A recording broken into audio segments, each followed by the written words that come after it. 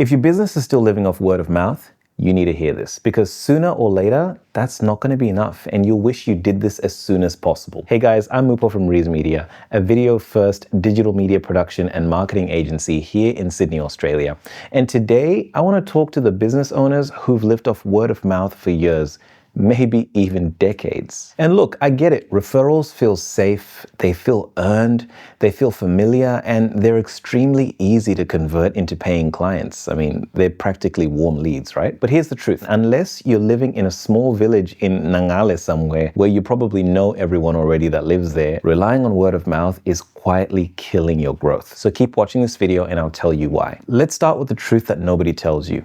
When your business is built on word of mouth, it's not predictable, it's not scalable, and most importantly, it's not something that you control. Business owners online say the same thing over and over and over again. Referrals come in, they come in random waves, and they leave you in feast or they leave you in famine. And you can't plan a team around it, you can't plan your revenue, you can't plan your future. And that's exactly how most business owners get stuck. Let me tell you about someone. Let's call him Sam. Sam is a carpenter from Melbourne. He might actually be watching this video. So, hey Sam, if it's you and you're comfortable with this story, just leave a comment in the comment section down below so everybody knows that it's you. So Sam is a friend of mine. He called me and he told me about his business, and he has been doing really, really well for the past 12 years. Sam built a strong reputation. One job led to the next. Word spread about how great he is at doing what he does. But last year, he actually called me. Sam said, hey Mupo, it's weird. I didn't get worse. I got much better at what I do, but the referrals just slowed down. And being the kind of friend that I am, I asked him a few questions about his business to try to diagnose the issue. And when I looked into why, it wasn't actually a him problem. It was a visibility problem. Of the hundreds of jobs that Sam had done over the years, he never advertised or took to social media at all. And even now, there's a builder that we just started working with, and he has a great reputation here in Sydney and incredible work. He told me that for the past 20 years, he's never had to market because the work was enough. But around 2023, referrals started to slow. Here we're looking at two people in the exact same or similar industries that don't advertise, and they're having the exact same findings. It's not really difficult to look at the correlation from there. The thing is, newer builders and carpenters and plumbers and electricians, they're showing up online. They're showing up on Instagram, TikTok, Google, Facebook ads, LinkedIn. Younger homeowners are finding the visible businesses and not them. Referrals are powerful, but they're unpredictable. They come randomly and they're honestly impossible to scale. And this is the #1 documented complaint on Reddit and other business forums about referrals. It's unpredictable. This might actually resonate with you, but if you can't predict the next month, you can't plan your staffing, you can't plan your cash flow, and you definitely, absolutely cannot grow. In my business, we've had the pleasure of working with individuals and businesses across Australia, and I've learned a lot working with the likes of the Museum of Contemporary Arts here in Sydney. We filmed for them last year, and I had the pleasure of capturing some of their events and classes, and even some of their testimonials, which they then went on to use for their marketing. So from that, I learned if you don't control the narrative, you're invisible to the buyers who research online, which is important. Here's the thing. The average consumer checks your social media before they call you. Even your referrals are checking your social media before they call you. And what do most referral-only businesses have online? Nothing.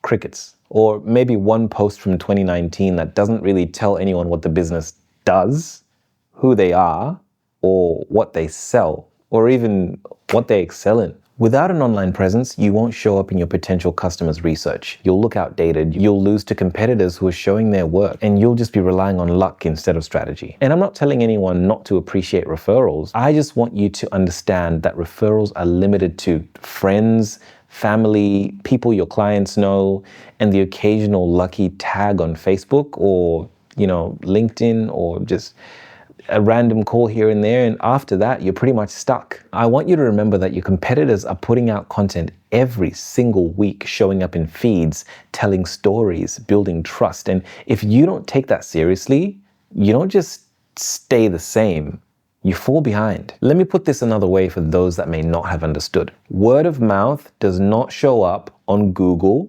Instagram, TikTok, LinkedIn, YouTube, or even the latest thing at the moment, AI search tools. If people can't see you, you don't exist. And to the modern customer, You never did. They won't think twice about going to your competition if they have a better online presence than you do. This is why good businesses plateau. Don't let that be you. The thing with referrals, you have zero control over how your business is described. Referrers rarely ever explain your business properly. Sometimes they undersell you. Sometimes they promise things you don't even offer. Sometimes they accidentally attract the wrong people entirely. For all you know, you're the cheapest option in their mind. Now, I've got a lot more to say about this, but I think I'll table that for another video and jump into some common misconceptions because these are really, really important to understand. Misconception numero uno. Most business owners think that content creation for their business is expensive, and I can guarantee that that's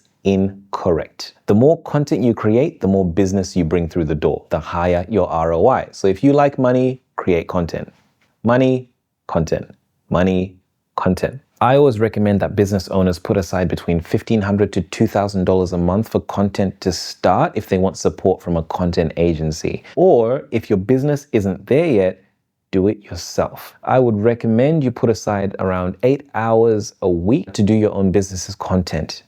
Each week. I don't care how you spread that out over the week, it's up to you, but do 2 hours of planning and filming on a Monday, and then some basic CapCut editing on Tuesday, rinsing and repeating throughout the week. And as long as you get in those 8 hours, even if you're posting, 2 or 3 times in that week, that's still great. And remember, you'll improve and get faster as you go. Just to jump into it here very quickly, I do think that it's always a good idea for you to eventually get a full done-for-you solution for content creation with a good agency to ensure consistency for your business. It's important to go with a business or agency that understands content creation and using it for the growth of businesses or personal brands, not just a freelance videographer. I just thought I'd put that in there because there is a difference and it's important to understand that. I just want to take the last few minutes of this video breaking down agency pricing. I feel that understanding the value will go a long way to you understanding why it's important for your business. And also, so you don't get ripped off by agencies trying to overcharge you. If you're in Australia, the absolute best deal that I would recommend to start with, if you have the funds, is go for an agency that can post around 20 on-brand video posts per month on social media with full planning, scripting, editing, filming, scheduling, on YouTube, Facebook, TikTok, Instagram, and even LinkedIn if you'd like. Posting is often the problem, and posting is easy for agencies because they typically use tools like Metrical, which automates it for them, and literally they can just log into all of your social media platforms on Metrical and set everything up to just go live. So that would set you back around $4,500 to $5,500 per month, and you may even be able to negotiate yourself something like a podcast deal in there where they capture your podcast stuff or something else which covers a little bit more. Big brands are putting more than half of their budget into social media and creators because it works. Advertising works. In whatever way you want to get out there, guys, social media, content creation, advertising is currency. Serial content is winning. Recurring weekly series, building loyalty, trust, visibility. These things are important. You want to build a connection with your audience, and you can't do that one-to-one with everybody. You got to reach them somehow. So that brings us to the end of this video. So if you've been living off referrals, I'm not telling you to stop living off your referrals. I'm telling you how to amplify them, and I'm telling you to stop relying on them as your only growth engine. There are other ways to get business through the door if you lean into them. So if you want your business to have predictable growth, predictable leads, and predictable momentum, comment down below or send a message to me or my team so you can stop guessing what each month will look like and work with a team that will handle it all for you. I don't think you built your business to stay invisible. So it's time to change that.